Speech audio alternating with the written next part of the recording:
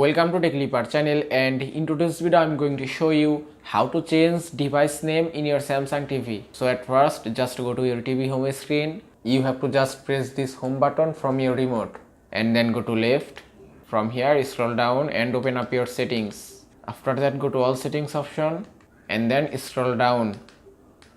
Then go to connection, and here at the top you can see device name option. From here you can change your TV device name. From here you can change your TV's device name. This is the name that will appear on mobile devices and computers connected to your network, and that's it. Then just open the settings.